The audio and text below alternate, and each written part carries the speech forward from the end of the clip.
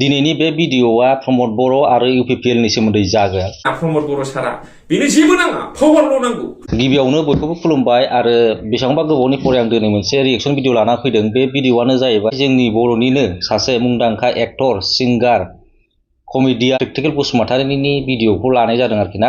आरो बिथाङा मा बुंदों बेखौ नायग्रोनि, ओमफ्राय बिनि बुंनायनि सायाव एसे रायज्लायगोन आरोखि ना। बिदिबा प्ले भिडिअखौ नायग्रोनि मा होनदों। खुलुमबाय बयखौबो रायजोफोर। आयौ प्रमद बर' सारा अपोजिशनाव थानोनो गिबाय, ओरैबादि लाजिबाय, गिबाय, माने UPPL जों बे जिबनाव देरहाखानाय नंला साननानै आस' रायजो सभानि MP जाहैबाय। थारमाने इनडाइरेक्टलि सापर्ट होबाय प्रमद बर' सारा। नोंथांमोना गोथौयै साननानै नायबिजिर। नंगौना नङा? नंगौ। प्रमद बर'आ BTC इलेक्शनाव दोखो जेनबाय। दा अपोजिशननि बेरेखा दोलोनि दैदेनगिरि जानानै मोजाङै नांथाबनानै पलिटिकेल जे केरियार बेखौ दालांनांगौमोन, खालामलांनांगौमोन आरोखि। नाथाय बियो गिबाय। MLA इलेक्शनावबो दोखो जेनगोनखौ नुहुरखाबाय। दा एडभान्स मालाय दिल्लीनि रायजो सभानि MP जाहैबाय। प्रमद बर' सार MP खौ होनाय जादों बेखौ नोंबो बुजिखागौ। नाथाय नोङो रायजो राजाफोरखौसो जाम्बा जाम्बि खालामनो बिजिरगासिनो दङ। थारमाने नंगौ, खोथायाथ' सैथो। बिथाङा नोङो इलेक्सन गेलेनो बानानैहाय, मोजां जोंनि रायजोनि थाखाय, जोंनि बर'नि थाखाय मोजां MP जाहैनाया। नाथाय बिथाङा सासे 5 बोसोर चिफ जानानै थांबाय बड'लेण्डनि, BTC नि, ओमफ्राय दा UPPL नि प्रेसिडेन्ट जानानै जुदि बियो गाव नामा पार्टिखौनो नागारलांबायबा, MP जाहैबायबा, ओमफ्राय दा बे UPPL खौ सोर माबागोन, लिड खालामगोन आरोखि ना। बेनो मेन खोथाया। पार्टिखौ नागारनानै MP जाहैबायबा होमबा बे पार्टिया मारै थांना थाबावगोन? खोथायाथ' सैथो, नंगौ नंनाया।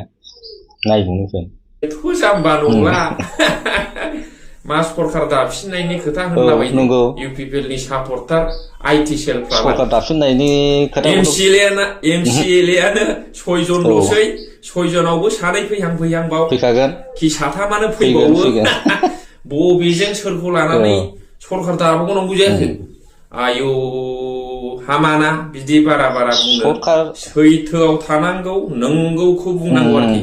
बांद्राय थगायनाया मोजां नङा। सरखारखौ दानांगौआबो मुस्किलसै आरोखि ना। मानो होनबा नोङो प्रेसिडेन्ट गैलाबा, प्रमद बर'आ गैला, मारै जानांगौ? बयबो बुङो प्रमद बर'खौ गावनि सानग्रोयो होननानै, गावनिखौल' जाफुंजानो लुबैयो होननानै। मिथिगौ ना?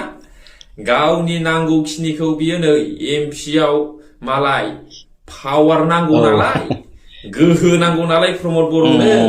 दा नै MP आव मालाय ओरै लिंक लानानै जाहैबाय। गाज्रि नङा जानाया, गाज्रि नङा, मोजां जादों।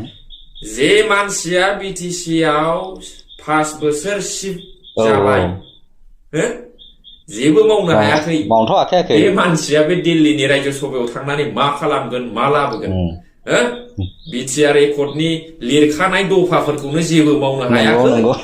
मावनो हायाखै। जाला। बेना जाहैबाय खालि गावनिल'। हाग्रामा महिलारि सारा जोंना रायजोनि, समाजनि, एरियानि, BTC नि गासै जाथिफोरनि थाखाय मोजां सानो।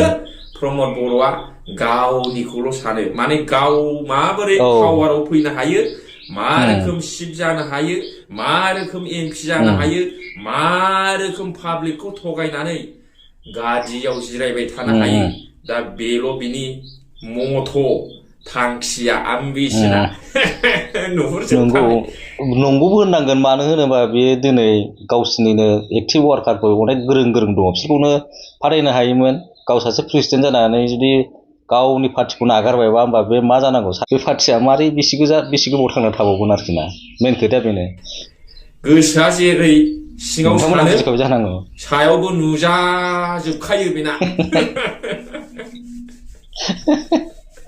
माला देरहाफेरा UPPला नंगौ माला देरहाफेरा प्रमद बर' सारा हो एथ' गिदिर बड'लेण्डखा बड'लेण्डआनो जाबाय बिटिआर मुङानो एथ' गोगोम गिदिरखा रिजनखा होनलाय नंगौ नंगौ बेखौथ' होनखादोंमोन बड'लेण्ड मोनबाय होननानै खम रंजादोंमोन बेस्राफोरा 2020 ना रिजनानो बड'लेण्ड खा होननानै 18था देरहाखादों UPPला 12था ना 11थाल'सो देरहादों माला देरहाया देरहानायनि खुनु रेकर्ड गैया UPPL प्रमद बर'आ UG ब्रह्मआ देरहानायनि खुनु रेकर्ड गैया थगायनानै बे मामानायजोब आरोखि देरहाफेराखै आरो देरहानायबो नङा जिबराव देरहाया एखेबारे थगायसुला मानसिफ्रा आरो दाथ' गैबावला हनै ख्रिस्टियानानो मेनानो गैबावला होमबा मारै देरहानांगौ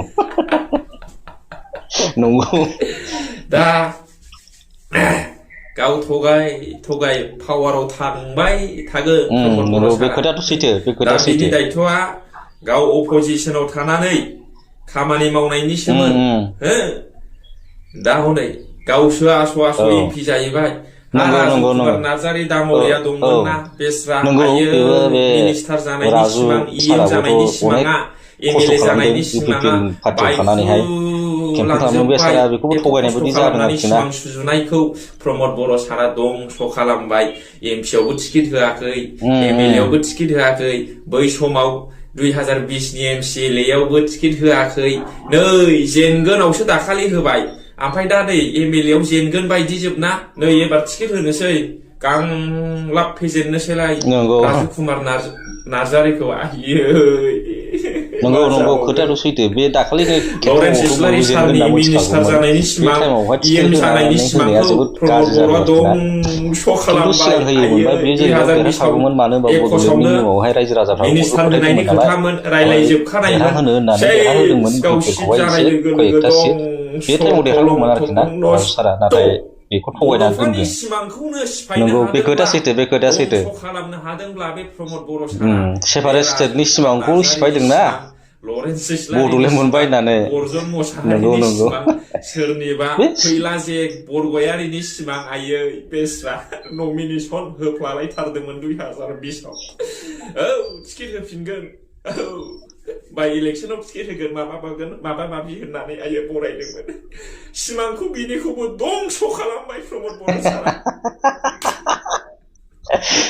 साननानै नाय रायजोफोर गरिब जिबन बै समाव कलेज फरायफुनाय समाव जेबो गैया थाखा फैसा गारि घरा न' बां मोजां गैया बै समावनो हारसा हिनजाव माहाजोनखौ फथायनानै बियो लादों नंगौ नामाब्रा दा नोंसोरखौ बे फथायनाया सालु मानसिना फरायनानैबो लानो हागौ गसे आं बेखौ नङाबो होननाय नङा नंगौबो खोमालाय सालु मानसिना सालुफ्रा खालामखायो बिदिखौ MLA आवबो खावमा खावसे साफा गावहा हनै पावाराव थांबाय थागोन ओरैजाय नंगौ जेबो नङा बिदि खालामखायो जोंना प्रमद बर' सारा औ नंगौ खोथायाथ' सैथो एथ'बां हारिनि गोथौ समाजनि साननाय दंब्ला बिदि खालामाथ' बेखौथ' बे बुद्धि लाखागोन जेरै जाया बर' सारानो एखेबारे बैसो जाबाय बेस्रा पलिटिकेलाव ओंखारनायनि हांखुर हाबिलाया नुजाथिजोबथारबाय रायजोआव समाजाव बेखौनो MC हरमोन ना रायजो सभायाव हा नोंलाय मा थांलायनांगौ जाखो आयु दिल्लीखौ जेन गावल' नुदों दिल्लीयाव गावल' थांनो हाग्रा बायदि राजुकुमार नार्जारियाबो थांनो हायो दिफेन बर'आबो थांनो हायो दिफेन बर' साराबो दंमोन ना दिफेन बर' साराबोथ' नोङो आबसुखौ बेसेबां गोबावनिफ्राय दैदेनबोगासिनो दङ बेखौनो हरनो हायोमोन ना MPआवहाय आरो सासे गावनो प्रेसिडेन्ट जानानै मोनसे पार्टिनि प्रेसिडेन्ट जानानै बे प्रेसिडेन्ट जानानै नोङो आरो सिबबो जानानै फैबाय 5 बोसोर बे मानसिया मारै MP जाहैखो दिफेन बर' सारानो थांनो हागौमोन ना बेखौनोथ' हरबानो जायोमोन खम जारला बेफोर एथ' लबबो जानो नाङा आरोखि ना ओमफ्राय दा बे नोङो जाय मानसिया आरो बे पार्टिनि प्रेसिडेन्ट बे प्रेसिडेन्टआ थानानै बे पार्टिया सोर लिड खालामो पार्टिखौ